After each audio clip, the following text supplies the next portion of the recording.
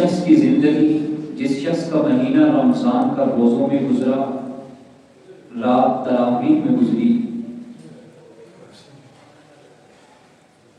اللہ کی عبادت میں اور اللہ تعالیٰ کے ذکر و تسبیح میں وہ مشغول رہا، اللہ کو راضی کرنے کی فکر میں لگا رہا، تو اس کے رمضان کے اختتام پر جو دن آئے گا، مختصر روزے مکمل ہونے کے بعد صبح صادق سے غروب آفتاب تک کا روزہ، یہ روزے مکمل ہونے کے بعد جو دن آئے گا، اس دن کو یوم الفطر، خوشی کا دن، عید الفطر کہا جائے گا۔ یہ لفظ اپنے اندر یہ پیغام رکھتا ہے کہ جو شخص اسلام کا روزہ رکھے، صرف رمضان کا نہیں، رمضان المبارک کا روزہ صبح صادق سے غروب آفتاب تک کھانے اور پینے سے، مباشرت سے پرہیز کا نام ہے، اور اسلام کا روزہ بلوغت سے لے کر موت کی دہلیز پر قدم رکھنے تک اپنے آپ کو اللہ کی منہیات سے روک کے رکھنے کا نام ہے۔ جو شخص اسلام کا روزہ رکھے گا، اس کی زندگی کا سفر مکمل ہونے کے بعد جو دن اللہ کی ملاقات کا، اس کی موت کا دن آئے گا، فرمایا کہ وہ دن اس کے لیے اس انداز میں آئے گا جس طرح مسلمان کے لیے رمضان کا مختصر روزہ رکھنے کے بعد خوشی کا دن عید کی صورت میں آتا ہے، اس کی موت کا دن اس کے لیے خوشی کی صورت میں آئے گا۔ رمضان المبارک کا روزہ ہم نے مکمل کیا، اللہ نے اس کی تکمیل پر خوشی منانے کا حکم دیا، اور خوشی کا انداز رحمت عالم صلی اللہ تعالی علیہ وسلم نے یہ ارشاد فرمایا، مسلمان کے جذبات، اس کی خوشی اور اس کا غم اس کی مرضی کے مطابق نہیں بلکہ شریعت کے سانچے میں ڈھلا ہوا اور شریعت کا پابند ہے۔ وہ خوشی کے لمحات میں اتنا مسرور نہیں ہو سکتا کہ شریعت کی حدود کو توڑے، اور غم کے لمحات میں اتنا بغیرہ اور اتنا نوحہ بھی نہیں کر سکتا کہ حدود شریعت سے باہر نکلے۔ رسالت آپ صلی اللہ علیہ وسلم نے فرمایا کہ یہ دن خوشی کا دن ہے، اور اس دن کا آغاز اللہ کے حضور دوگانا سجدہ شکر ادا کرنے کے ساتھ اس دن کا آغاز کرنا ہے۔ اللہ کے حضور حاضر ہونا ہے اور نماز عید ادا کرنی ہے، لیکن یہ پیغام دیا کہ اے اہل اسلام، عید کی نماز کے لیے آنے سے پہلے وہ لوگ جو مساکین ہیں، محتاج ہیں، غربا ہیں، وہ لوگ کہ آپ کے مال میں جن کا اللہ نے حق رکھا ہے، وَفِي أَمْوَالِهِمْ حَقٌّ لِلسَّائِلِ وَالْمَحْرُومِ، ان لوگوں کو صدقہ فطر دے کر، ان کو عید کی خوشیوں میں شامل کر کے تب اللہ کے حضور آ کے سجدہ شکر ادا کرنا۔ صدقہ فطر کی ادائیگی عید کی نماز سے پہلے ہے، اور پھر جب آپ علیہ السلام عیدگاہ کی طرف تشریف لے جانے لگے تو دیکھا کہ بچے نیا لباس پہنے خوشی میں جھوم رہے ہیں، کھیل رہے ہیں۔ آپ علیہ السلام کا ان کے قریب سے گزر ہوا، دیکھا کہ بچہ بڑا مغموم بیٹھا ہے، اس کے وجود پر نیا لباس بھی نہیں ہے، پریشان حال بیٹھا ہے۔ رسالت مآب صلی اللہ علیہ وسلم نے فرمایا کہ بیٹا آج کا دن تو خوشی کا دن ہے، اور یہ سارے بچے نئے کپڑے پہنے خوشی سے جھوم رہے ہیں، کھیل رہے ہیں، اور تم بڑے پریشان بیٹھے ہو۔ اس نے اشکبار نگاہوں سے عرض کی، یا رسول اللہ انا یتیم، اللہ کے حبیب صلی اللہ علیہ وسلم میں کس بات پہ خوشی مناؤں؟ میرے تو والد شہید ہو چکے ہیں، میں تو دھرتی پہ یتیم ہوں، اور میرے سر پہ کوئی آسرا نہیں ہے، مجھے کوئی عید کی خوشیاں مبارکباد دینے والا نہیں ہے، اور مجھے کوئی اپنی خوشیوں میں شامل کرنے والا بھی نہیں ہے۔ میرے والد نے کوئی مال و دولت نہیں چھوڑا، گھر بار نہیں چھوڑا، میرے پاس نیا لباس نہیں ہے۔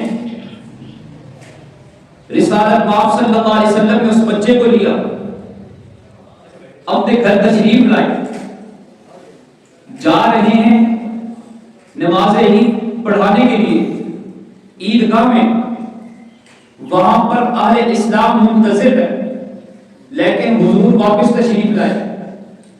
آپ کے ام المؤمنین سیدہ عائشہ صدیقہ رضی اللہ تعالی عنہا سے فرمایا کہ اسے نہلا کر نیا لباس پہناؤ۔ اسے نیا لباس پہنایا گیا، پھر آمنہ کے لال نے اس بچے کو ساتھ لیا، یہاں تک کہ ایک طرف حسنین کریمین ہیں اور ایک طرف وہ مدینے کا یتیم بچہ ہے، اور اسے ساتھ لے کر عیدگاہ کی طرف جانے لگے، اور فرمایا کہ کیا تم اس بات پر خوش نہیں ہو کہ آج کے بعد محمد رسول اللہ تمہارے والد ہوں اور عائشہ صدیقہ رضی اللہ تعالی عنہا تمہاری والدہ؟ اس نے کہا میں کائنات کی سعادتوں اور دھرتی کی نسبتوں کو، ان نسبتوں پہ قربان کر دوں۔ آمنہ کے لال نے یتیم بچے کو عید کی خوشیوں میں شامل کر کے مجھے اور آپ کو یہ پیغام دیا کہ عید کا دن یتیموں کے ساتھ محبت کا دن ہے، عید کا دن مساکین کے ساتھ محبت کا دن ہے، عید کا دن محروم لوگوں کے سر پہ دست شفقت رکھنے کا دن ہے، عید کا دن محبتیں بانٹنے کا دن ہے۔ اور پھر آپ علیہ السلام تشریف لائے، آپ نے نماز عید پڑھائی، پھر آپ نے خطبہ ارشاد فرمایا، پھر آپ علیہ السلام عورتوں کی جہاں پر انہوں نے عید ادا کی تھی وہاں تشریف لے گئے، انہیں اللہ سے ڈرنے کا حکم ارشاد فرمایا، انہیں واعظ و نصیحت ارشاد فرمائی۔ پھر رسالت مآب صلی اللہ علیہ وسلم دوسرے راستے سے جہاں سے گئے تھے اسے چھوڑ کر دوسرے راستے سے واپس آئے تاکہ اسلام کی شان و شوکت اور عظمت کا مظاہرہ ہو، اور جاتے ہوئے تکبیرات تشریق آپ کی زبان اقدس پر ہے، دوسرے راستے سے واپس تشریف لائے۔ پھر آپ علیہ السلام ازواج مطہرات سے ملے، پھر رسالت مآب صلی اللہ علیہ وسلم مسجد نبوی میں تشریف لائے، وفود سے ملاقاتیں کی، اصحاب پیغمبر سے ملاقاتیں کی، لوگوں سے ہنسی و خوشی سے مسرت سے ملے، کھانے پینے کا دور چلتا رہا، عید کی خوشیوں کو یوں بانٹا جاتا رہا۔ عید کا دن رمضان المبارک کی جزا کا دن ہے، جنہوں نے رمضان میں مشقت اٹھائی، اللہ کے حضور روزوں کے ساتھ دن گزارے، اللہ کے حضور تراویح کے ساتھ اور تہجد کے ساتھ راتیں گزاری ہیں، ان کے لیے آپ علیہ السلام نے اعلان فرمایا یہ لوگ جب عید کے لیے آتے ہیں تو فرشتے ان کے راہوں کی کناروں پہ کھڑے ہو جاتے ہیں، اور جب یہ عید کی نماز پڑھ کر اپنے گھروں کو جا رہے ہوتے ہیں تو خالق کائنات فرشتوں سے یہ کہتے ہیں کہ اس مزدور کی کیا مزدوری ہے جس نے اپنا فریضہ مکمل کر دیا ہو، اپنا کام مکمل کر دیا ہو۔ فرشتے عرض کرتے ہیں یا اللہ اسے مزدوری پوری دے دی جائے، اور رب العالمین فرماتے ہیں تم گواہ رہنا، مجھے اپنی عزت کی قسم، مجھے اپنے جلال کی قسم، میرے بندوں نے رمضان کے روزے رکھے، رات تراویح میں گزاری ہے، اور آج اس کا بدلہ لینے کے لیے میرے حضور حاضر ہوئے ہیں، تم گواہ رہنا ان کی مشقت کے بدلے میں نے ان سب کے لیے معافی کا اعلان کر دیا ہے۔ آج کا دن مجھے اور آپ کو یہ پیغام بھی دیتا ہے کہ ہم اللہ اور اللہ کے رسول کی محبت پر اپنی ترجیحات کو بدلیں، اپنے جذبات کو بدلیں، اپنی خواہشات کو بدلیں، زندگی کے رخ کو بدلیں، جس طرح محمد رسول اللہ کے صحابہ نے بدلا تھا۔ آپ علیہ السلام تشریف فرمائیں کہ صحابہ کی محفل جاری ہے، ایک صحابی کھڑے ہوتے ہیں، حضرت سعد سلمی رضی اللہ تعالی عنہ، چہرے کا رنگ کالا ہے لیکن بڑے خاندانی، بڑے نسبی صحابی ہیں۔ عرض کرتے ہیں یا رسول اللہ، میں کالے رنگ کا صحابی ہوں، آپ کا نام لینے والا ہوں، مجھے کوئی رشتہ نہیں دیتا، آپ میرا نکاح فرما دیجئے۔ آپ علیہ السلام نے فرمایا کہ جاؤ عمر کے پاس اور اس سے کہو کہ اپنی بیٹی تجھے نکاح میں دے دے۔ عمر، کون عمر؟ خوبصورت صحابی، مالدار صحابی، سردار صحابی، یہ ان کے دروازے پہ جاتے ہیں اور جا کے دستک دیتے ہیں۔ عمر باہر نکلے، پوچھا کیسے آنا ہوا؟ آج کی میں خود نہیں آیا، آج مجھے آمنہ کے لال نے بھیجا ہے اور یہ پیغام دے کر بھیجا ہے کہ تم اپنی بیٹی کا نکاح میرے ساتھ کر دو، میرے عقد میں دے دو۔ ان کی بیٹی دروازے کے پیچھے سے یہ گفتگو سن رہی ہے۔ عمر نے کہا میں تجھے نکاح میں بیٹی ہوں گا، یہ ہو کیسے سکتا ہے؟ وہ واپس چلے گئے، واپس جانے لگے۔ بیٹی نے باپ سے کہا کہ آپ جانتے نہیں ہیں آپ نے کسے واپس بھیجا ہے؟ آپ نے حبیب اللہ کے قاسم کو واپس بھیجا ہے۔ ہر باپ یہ چاہتا ہے کہ اس کی بیٹی جہاں شادی کر کے جائے وہاں خوش رہے۔ آپ یہ چاہتے ہیں اگر تو مجھے وہاں بیاہ دیجئے جہاں اللہ کے نبی نے حکم دیا ہے، میں وہاں پہ خوش رہوں گی، میں حضور کے اس فیصلے پہ راضی ہوں۔ وہ صحابی واپس آتے ہیں۔ آمنہ کے لال نے پوچھا کیا ہوا؟ سارا عرض کرنے لگے یا رسول اللہ انہوں نے واپس بھیج دیا ہے۔ آپ علیہ السلام خاموشی سے کھڑے ہیں کہ پیچھے سے عمر بھی آ جاتے ہیں۔ آپ علیہ السلام نے عمر سے پوچھا عمر تم نے ہمارے پیغام کو ٹھکرا دیا، ہمارے پیغام کو مسترد کر دیا۔ وہ عرض کرنے لگے یا رسول اللہ ایسا ہو نہیں سکتا، میں تو تصدیق کرنا چاہتا تھا، مجھے کیا معلوم تھا کہ اسے آپ نے بھیجا ہے۔ یا حبیب اللہ آپ میری بیٹی کا نکاح ساتھ سے پڑھوا دیجئے۔ آپ علیہ السلام نے نکاح پڑھوایا، 400 دینار حق مال مقرر کیا، 400 دینار حق مال، تمام ازواج مطہرات کا نکاح ہے، حق مال ہے۔ ہاں ایک ازواج مطہرات میں سے زوجہ رسول ہماری ماں ام الحبیبہ، ان کا حق مال 400 دینار ہے، لاکھوں میں رقم بنتی ہے، 80-90 لاکھ کے قریب۔ آمنہ کے لال نے وہ نکاح پڑھا ہے، حضور علیہ السلام نے یہ نکاح کا حق مال ادا کیا ہے۔ یہ نجاشی نے، اس بادشاہ نے اپنی شان کے مطابق حضور علیہ السلام کے حق مال کی یہ رقم ادا کی تھی۔ باقی ازواج مطہرات کا حق مال 400 دینار، 400 درہم تھا اور یہ وقت پر ادا کرنا تھا۔ یہ تو ہمارا دور ہے کہ غیر موجب ہوتا ہے، ہمارا دور ہے کہ عدت طلب ہوتا ہے، اس دور میں ادا کرنا تھا۔ فرمایا کہ جاؤ حق مال کا انتظام کرو۔ وہ عرض کرنے لگے یا رسول اللہ میرے پاس تو تن کے کپڑوں کے سوا اور اس ایک چادر کے سوا اور کچھ بھی نہیں ہے۔ فرمایا کہ جاؤ علی بن ابی طالب کے پاس اور اسے یہ پیغام دے دو کہ مجھے اللہ کے حبیب نے بھیجا ہے، میرے حق مال کا انتظام کرے۔ وہ حضرت علی کے پاس آتے ہیں اور آ کر ان سے کہتے ہیں مجھے اللہ کے حبیب نے بھیجا ہے، حق مال کا انتظام کرو۔ 400 درہم سے زیادہ ان کے لیے پیسے جمع ہو گئے۔ وہ انہوں نے ان کے جذبات کیا ہوں گے، ان کی خواہشات کیا ہوں گی، ان کے احساسات کو الفاظ میں ڈھالا نہیں جا سکتا کہ ایک خوبصورت دلہن خاندانی عورت گھر میں ان کے انتظار میں بیٹھی ہے اور یہ اس کے لیے سامان خرید رہے ہیں، ان کے لیے چیزیں لے رہے ہیں، مدینہ کے بازار میں ہیں کہ اچانک ایک آواز بلند ہوتی ہے اے اللہ کے سواروں، اللہ کے راستے میں جہاد کرنے کا، اللہ کے راستے میں نکلنے کا وقت آ چکا ہے۔ اللہ تمہیں پکار رہے ہیں، اللہ تمہیں بلا رہے ہیں۔ یہ صدا بلند ہوتی ہے۔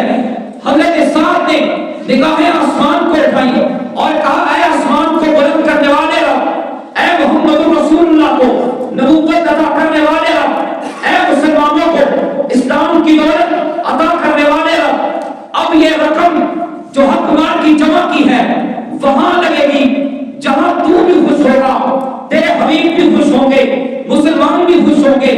ترجیحات بدلی ہیں، پھر جذبات بدلے ہیں، پھر احساسات بدلے ہیں، پھر منزل بدل گئی ہے۔ وہیں سے گھوڑا لیا، زرہ لی، تلوار لی، تیر لیے اور اپنے چہرے پر نقاب ڈالا اور دشمن پر آفت سے حملہ کیا، تلوار سے قتال کرتے ہوئے آگے بڑھتے چلے جا رہے ہیں۔ آپ علیہ السلام نے دیکھا نقاب کیے ہوئے ایک شخص ہے جو بڑی جرأت کے ساتھ لڑتا چلا جا رہا ہے۔ پوچھا یہ کون ہے؟ لوگوں نے عرض کی یا رسول اللہ ہمیں معلوم نہیں ہو رہا یہ کون ہے، چہرے پہ نقاب ہے، ہم پہچان نہیں پا رہے۔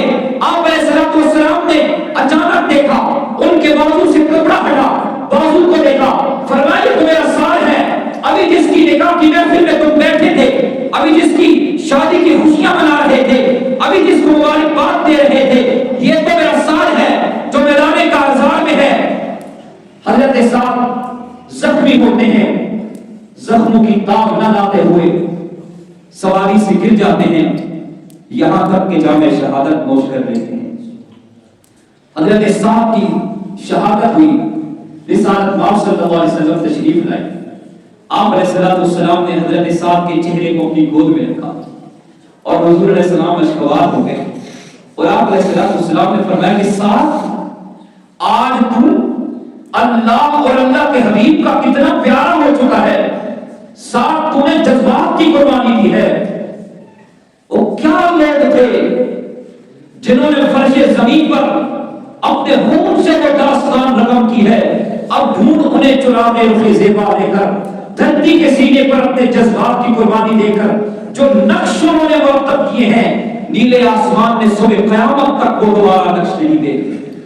فرمایا کہ صاحب کیا خوبصورت خوشبو مہک رہی ہے تجھ سے۔ آپ علیہ السلام نے صاحب کو دیکھا، دیکھتے چلے جا رہے ہیں، اشکبار ہے، آپ کی نگاہوں سے آنسو رہا ہے، صاحب کے چہرے پہ حضور کے آنسو گر رہے ہیں۔ آپ علیہ السلام صاحب کو دیکھ رہے ہیں، دیکھتے ہوئے آپ علیہ السلام رو رہے ہیں۔ رونے کے بعد پھر حضور علیہ السلام مسکرانے لگے، مسکرانے کے بعد پھر آپ علیہ السلام نے رخ انور کو پھیر لیا۔ ابو بکر صدیق کھڑے ہوئے اور عرض کی یا رسول اللہ نبوت کی تین ادائیں سمجھ میں نہیں آ رہی، آپ نے صاحب کو دیکھا ہے، وہ جامع شہادت نوش کر چکے ہیں، ابھی کچھ دیر پہلے ان کا نکاح پڑھایا تھا آپ نے، اب وہ شہید ہو چکے ہیں، آپ نے ان کے چہرے کو اپنی گود میں رکھا، پہلے آپ رو رہے تھے، پھر آپ مسکرانے لگے، پھر آپ نے رخ انور کو پھیر دیا۔ یہ تین ادائیں نبوت ہماری سمجھ میں نہیں آ رہی۔ آپ علیہ السلام نے فرمایا کہ صاحب کے چہرے کو دیکھ کر رو اس لیے رہا تھا کہ مجھے صاحب کی جدائی رلا رہی تھی، میرا اتنا پیارا مجھ سے جدا ہو رہا تھا اس لیے رو رہا تھا، لیکن مسکرایا اس لیے ہوں کہ میں نے دیکھا ہے صاحب میرے حوض کوثر میں پہنچ چکا ہے اور میرے حوض کوثر سے پانی پی رہا ہے۔ ابو بکر صدیق نے عرض کی یہ حوض کون سا ہے؟ فرمایا کہ یہ وہ حوض ہے جہاں سے ایک مرتبہ پانی پی لینے کے بعد پھر جنت میں جانے کے بعد دوبارہ پیاس نہیں لگے گی۔ صاحب اس حوض پر پہنچ چکا ہے اور میں نے اپنے رخ کو اس لیے پھیر لیا کہ میں نے دیکھا جنت کی حوران ارم دوڑتی چلی آ رہی ہیں میرے ساتھ کو گلے لگانے کے لیے، ہر حور دوسرے سے سبقت دے رہی ہے، آگے بڑھنے کی کوشش کر رہی ہے، ان کی رفتار کو دیکھتے ہوئے میں نے اپنا رخ پھیر لیا ہے۔ ابھی تو چند لمحے پہلے صاحب کا نکاح ہوا تھا، ابھی تو خوشی کا ماحول تھا، لیکن ترجیحات بدلی، جذبات بدلے، منزل بدلی۔ اللہ نے صاحب کو دنیا کی بیوی سے زیادہ حسین، جمیل، خوبصورت، وفادار بیویاں عطا کر دی۔ وہ حور عطا کی ہے کہ رب کعبہ کی قسم، پیدا کرنے والے رب کی قسم جس نے مجھے بولنے اور آپ کو سننے کی صلاحیت دی ہے، ایک نگاہ اس کے چہرے پہ ڈالو گے 40 سال تک نگاہیں جھپکنا بھول جاؤ گے۔ وہ حور جو اپنی انگلی کا پورا آسمان کی طرف اٹھا دے، ایک مرتبہ کائنات مہکنے لگے، مردوں سے کلام کرے مرے وہ زندہ ہو جائے. کیا اللہ تعالیٰ نے انہیں شان عطا کی ہے, کیا اس کو جمال عطا کیا ہے. یہ دن ترجیحات کو بدلنے کا دن ہے, ایک عزم نو کرنے کا دن ہے, اپنے جذبات کو اللہ اور اللہ کے رسول کے لیے قربان کرنے کا دن ہے.